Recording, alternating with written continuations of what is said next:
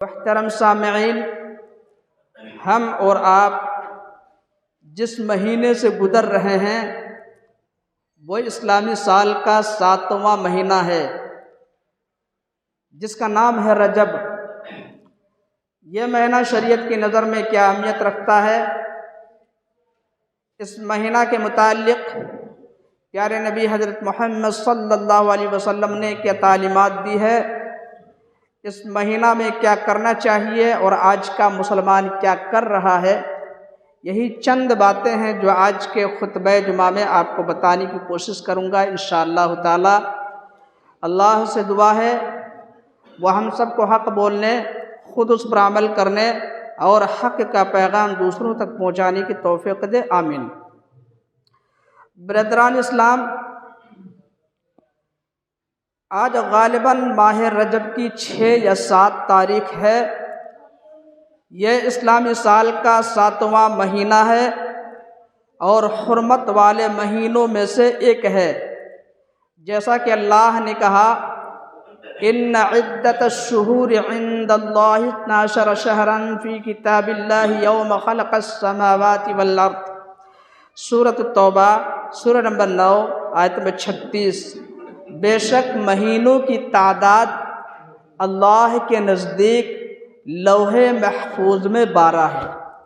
کب سے؟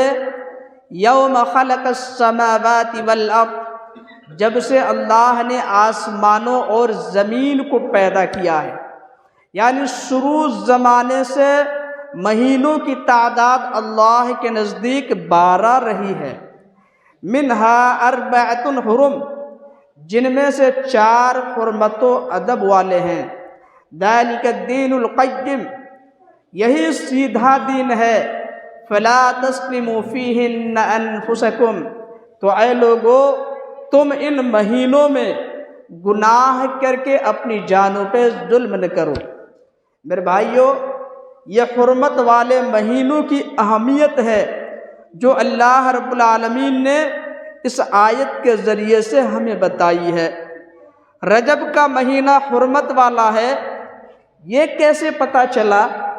کیونکہ قرآن میں تو عام طریقے سے بتایا گیا کہ حرمت والے مہینے 4 ہیں، کون کون سے ہیں یہ نہیں بتایا گیا، تو اس کے لیے ہمیں اور آپ کو نبی صلی اللہ علیہ وسلم کی احادیث کا سہارا لینا پڑے گا۔ تو آئیے اس سلسلے میں ایک حدیث سن لیتے ہیں۔ عن ابی بکرۃ رضی اللہ تعالی عنہ ان رسول اللہ صلی اللہ علیہ وسلم قال السنۃ 12 شہرا منها 4 حرم 3 متوالیات ذو القعدۃ وذو الحجۃ والمحرم ورجب مضر الذی بین جمادی وشعبان، رواہ البخاری فی کتاب التفسیر چیپٹر نمبر 66 حدیث نمبر 4835۔ سیدنا ابو بکر رضی اللہ تعالی عنہ بیان کرتے ہیں، اللہ کے رسول صلی اللہ علیہ وسلم نے فرمایا کہ سال 12 مہینوں کا ہوتا ہے، جن میں سے 4 حرمت والے ہیں، 3 پے در پہ ہیں، لگاتار ہیں، یعنی ان میں کوئی کٹپ نہیں، کوئی فاصلہ نہیں، اور وہ ہیں ذو القعدہ، ذو الحجہ، محرم۔ یہ 3 مہینے لگاتار ہیں۔ محرم یہ وہ مہینہ ہے جہاں سے اسلامی سال شروع ہوتا ہے، لیکن افسوس کی بات ہے آج زیادہ تر مسلمانوں کو یہ نہیں معلوم کہ اسلامی سال کب شروع ہوتا ہے اور کب ختم ہوتا ہے۔ میرے بھائیو یاد رکھیے، اسلامی سال محرم الحرام سے شروع ہوتا ہے اور ذو الحجہ پہ ختم ہوتا ہے، لیکن یہ زیادہ تر مسلمانوں کو معلوم نہیں۔ ہاں، مسلمانوں کو ان لوگوں کا مذہبی سال، ان لوگوں کی مذہبی تاریخ اچھی طرح یاد ہے یا یاد رکھتے ہیں جو اسلام کے کٹر دشمن ہیں، جو اسلام اور مسلمانوں کو صفحہ ہستی سے مٹا دینا چاہتے ہیں۔ ابھی چند دن پہلے نئے سال کی مناسبت سے ایک جشن منایا گیا۔ جشن منانے والے میں زیادہ تر مسلمان بھی تھے، بہت سارے مسلمانوں نے یہ خرافات کی، اور دنیا کی کون سی ایسی برائی نہیں تھی جو اس مناسبت سے ان بدبختوں نے نہیں کی ہوگی، العیاذ باللہ۔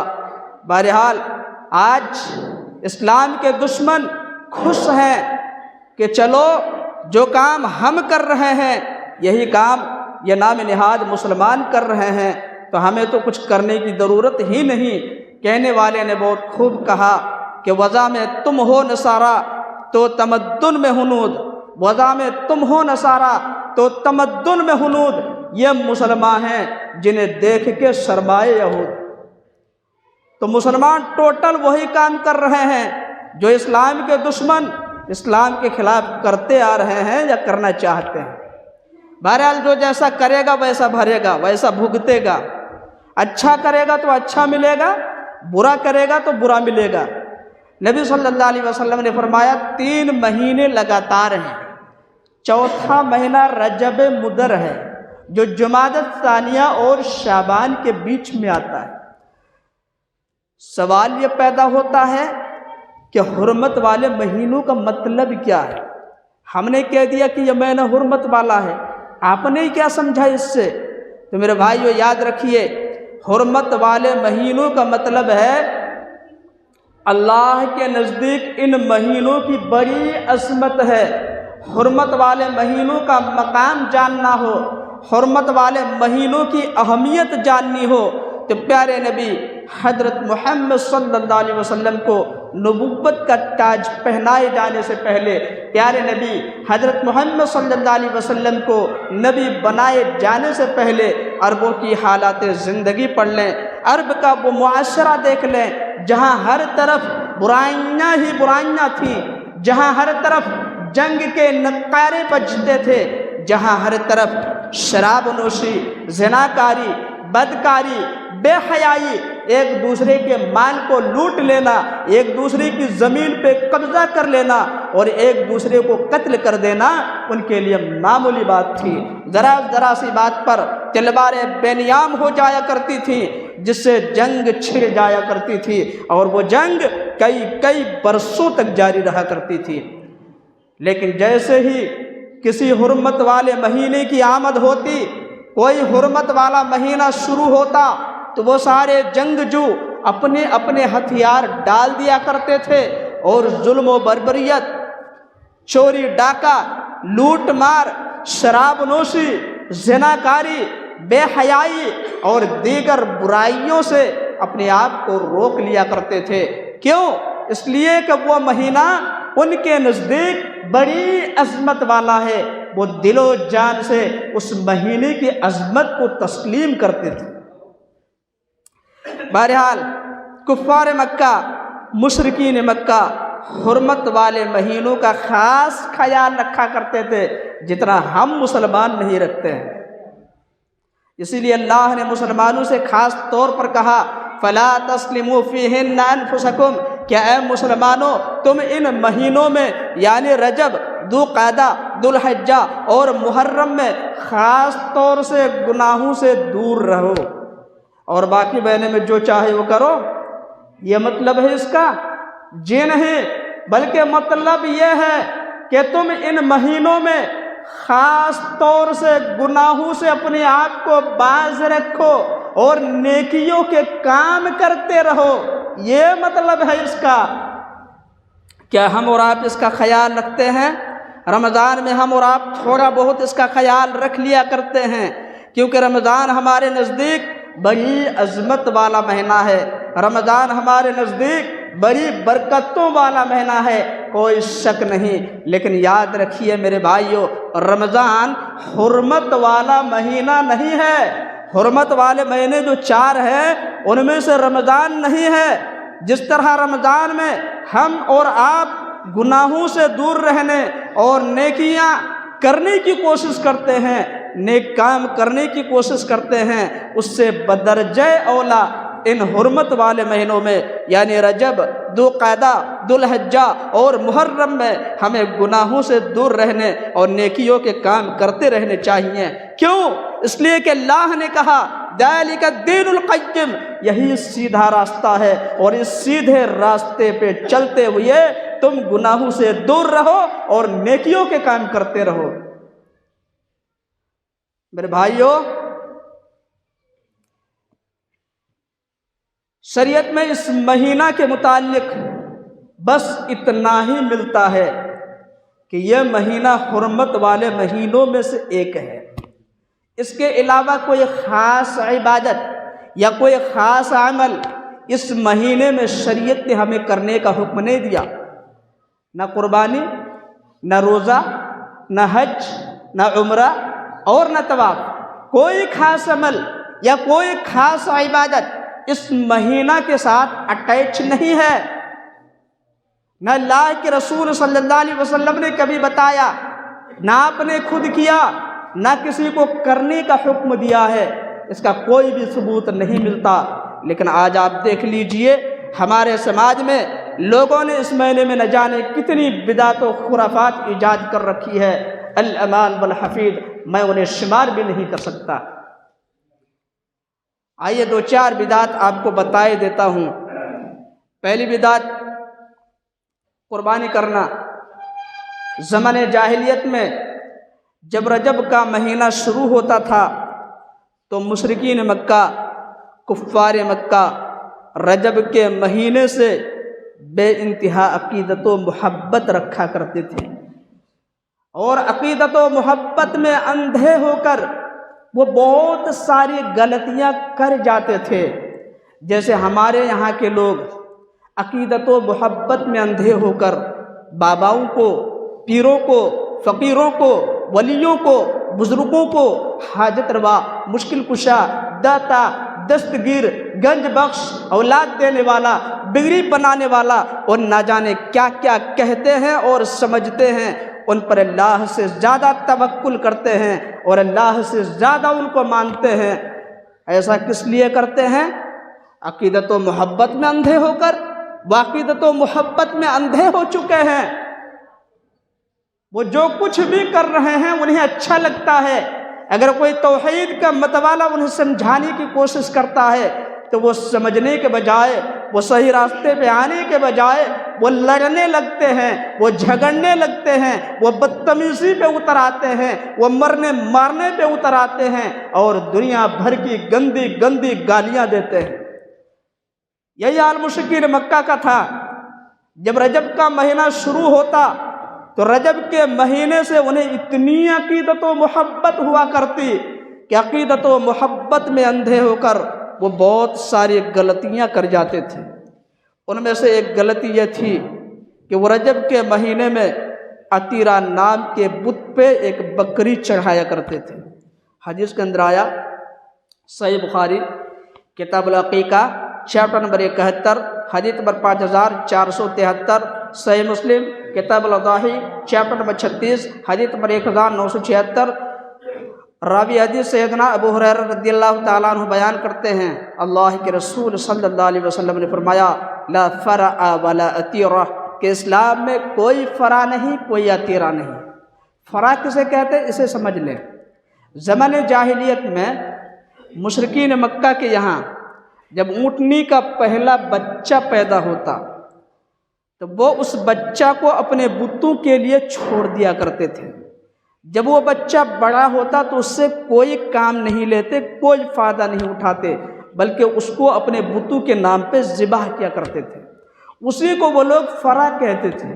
اور عتیرہ کہتے ہیں رجب کے مہینے میں عتیرہ نام کے بت پہ وہ ایک بکری چڑھایا کرتے تھے، اس کو وہ لوگ رجبیہ بھی کہتے تھے۔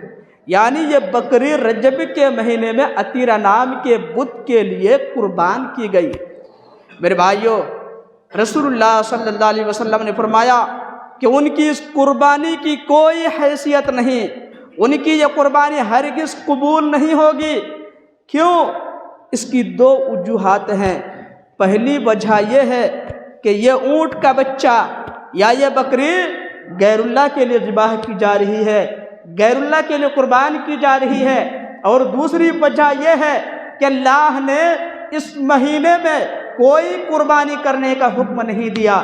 لیکن آج آپ دیکھ لیجئے، آج بہت سے لوگ جو اپنے آپ کو نبی سے محبت کرنے والے کہتے ہیں، عاشقان رسول کہتے ہیں، اپنے آپ کو اہل سنت والجماعت والے کہتے ہیں، اس مہینے میں خاص طور پر مزاروں پہ جا کے، درگاہوں پہ جا کے اپنے باباؤں کو، پیروں کو، فقیروں کو خوش کرنے کے لیے جانور کی خاص طور پر قربانی پیش کرتے ہیں، جبکہ رسول اللہ صلی اللہ علیہ وسلم سے اس مہینے میں کسی طرح کی کوئی قربانی ثابت نہیں ہے۔ اللہ کے رسول نے رجب کے مہینے میں کبھی کوئی قربانی نہیں کی۔ اب پتہ نہیں یہ کیسے محبت کرنے والے لوگ ہیں، نبی صلی اللہ علیہ وسلم سے محبت کا دعویٰ بھی کرتے ہیں، لیکن نبی صلی اللہ علیہ وسلم کی سنت سے، نبی صلی اللہ علیہ وسلم کے طریقے سے کوسوں دور نظر آتے ہیں۔ اللہ ایسی الٹی کھوپڑی کسی کو نہ دے۔ سچ کہا کہنے والے نے، سمجھ میں کچھ نہیں آتا دنیا کا حساب الٹا، سمجھ میں کچھ نہیں آتا دنیا کا حساب الٹا، نصیحت کیجئے تو ملتا ہے جواب الٹا۔ یہی حال ہے ان لوگوں کا۔ اور ظلم کی بات تو یہ ہے، یہ قربانی جو اس مہینے میں کرتے ہیں، کیا اللہ کے لیے کرتے ہیں؟ اللہ کو خوش کرنے کے لیے؟ جی نہیں، بلکہ اپنے خود ساختہ باباؤں، پیروں، فقیروں اور بزرگوں کو خوش کرنے کے لیے کرتے ہیں، جبکہ اللہ نے قرآن میں صاف طور پر کہہ دیا وَمَا أُحِلَّ لِغَيْرِ اللَّهِ بِهِ، سورۃ المائدہ سورہ نمبر 5 آیت نمبر 3، ہر وہ جانور حرام ہے جسے غیر اللہ کے لیے ذبح کیا جائے۔ اسی آیت میں آگے اللہ نے ارشاد فرمایا وَمَا ذُبِحَ عَلَى النُّصُبِ، اور وہ جانور بھی حرام ہے جسے آستانوں پر ذبح کیا جائے۔ یعنی جہاں کھلم کھلا شرک ہو رہا ہو یا ہو رہا تھا، ایسی تمام جگہوں پہ، چاہے کوئی مزار ہو، چاہے وہ دربار ہو، چاہے کوئی آستانہ ہو، وہاں جانور ذبح کرنا حرام ہے، اور چاہے ذبح کرنے والا اللہ کے نام پر ہی کیوں نہ ذبح کر ڈالے، وہ جانور حرام ہی کہلائے گا۔ اس بات کی تائید اس حدیث سے ہوتی ہے جو سنن نبی داؤد کے اندر ہے۔ سنن نبی داؤد کتاب الایمان والنذور چیپٹر نمبر 22 حدیث نمبر 3313، سیدنا ضحاک بن ثابت رضی اللہ تعالیٰ عنہ کہتے ہیں کہ ایک صحابی نے بوانا مقام پہ جا کے ایک اونٹ ذبح کرنے کی نذر مانی، تو وہ اللہ کے رسول صلی اللہ علیہ وسلم کے پاس آئے اور اس نے اللہ کے رسول صلی اللہ علیہ وسلم سے اجازت طلب کی۔ اللہ کے رسول، میں نے بوانا مقام پہ ایک اونٹ ذبح کرنے کی نذر مانی ہے، تو کیا میں اپنی نذر پوری کر لوں؟ تو اللہ کے رسول صلی اللہ علیہ وسلم نے اسے پوچھا هل كان وثن من اوثان الجاہلیت یعبد، کیا وہاں زمانے جاہلیت میں کسی بت کی پوجا ہوتی تھی؟ اس نے کہا نہیں اے اللہ کے رسول، کسی بت کی پوجا نہیں ہوتی تھی۔ پھر آپ نے پوچھا هل كان فيها عيد من اعيادهم، کیا وہاں کوئی عرس وغیرہ منایا جاتا تھا؟ اس نے کہا نہیں اے اللہ کے رسول، ایسا کوئی کام نہیں ہوتا تھا۔ پھر آپ نے کہا اوفی بنذرک، پھر اپنی نذر پوری کر لو۔ اس حدیث سے ثابت ہوا کہ جہاں غیر اللہ کی پوجا ہوتی ہو یا جہاں عرس وغیرہ منایا جاتا ہو، وہاں آپ اللہ کے نام پر بھی جانور ذبح نہیں کر سکتے، کیونکہ جس صحابی نے اللہ کے رسول سے بوانا مقام پہ جا کے اونٹ ذبح کرنے کی اجازت طلب کی تھی، اللہ کے رسول نے اسے اس وقت تک اجازت نہیں دی جب تک کہ آپ نے یہ نہیں پوچھ لیا کہ کہیں وہاں پہ کسی غیر اللہ کی پوجا تو نہیں ہوتی، کہیں وہاں پہ عرس تو نہیں منایا جاتا ہے۔ اگر وہاں پہ غیر اللہ کی پوجا ہوتی یا وہاں پہ عرس وغیرہ منایا جاتا ہوتا تو اللہ کے رسول اسے ہرگز اجازت نہ دیتے۔ یہ اس بات کی دلیل ہے کہ ایسی جگہوں پہ اللہ کے نام پر بھی جانور ذبح نہیں کر سکتے۔ لہذا جو لوگ اس مہینے میں خاص طور پر درگاہوں پہ جا کے، مزاروں پہ جا کے اپنے باباؤں کو، پیروں کو، فقیروں کو خوش کرنے کے لیے جانور ذبح کرتے ہیں، انہیں خیر منانی چاہیے، انہیں اپنے ایمان کی خیر منانی چاہیے۔ اللہ کے رسول صلی اللہ علیہ وسلم نے ایسا کوئی کام نہیں کیا، صحابہ کرام نے ایسا کوئی کام نہیں کیا، لیکن یہ عبادت سمجھ کے، ثواب سمجھ کے، ضروری سمجھ کے یہ بدعت و خرافات کرتے جا رہے ہیں۔ یہ ایک بدعت ہے جو اس مہینے میں کی جاتی ہے۔ دوسری بدعت جو اس مہینے میں کی جاتی ہے وہ یہ ہے، اس مہینے میں وہ لوگ ایک خصوصی نماز پڑھتے ہیں جو ان کے یہاں صلاۃ الرغائب کے نام سے معروف ہے۔ پہلے اس کی کیفیت جس کو لوگوں نے اپنی طرف سے گھڑ کر رسول اللہ صلی اللہ علیہ وسلم کی طرف منسوب کر دیا ہے، اس کو ذکر کروں گا۔ پھر اس کے بارے میں محدثین کے چند اقوال پیش کروں گا۔ جو حدیث صلاۃ الرغائب کی فضیلت میں پیش کی جاتی ہے اس کے شروع میں ہے، اللہ کے رسول صلی اللہ علیہ وسلم کے حوالے سے کہا گیا، اللہ کے رسول صلی اللہ علیہ وسلم نے فرمایا کہ رجب الشہر اللہ، شعبان شہری و رمضان شہر امتی۔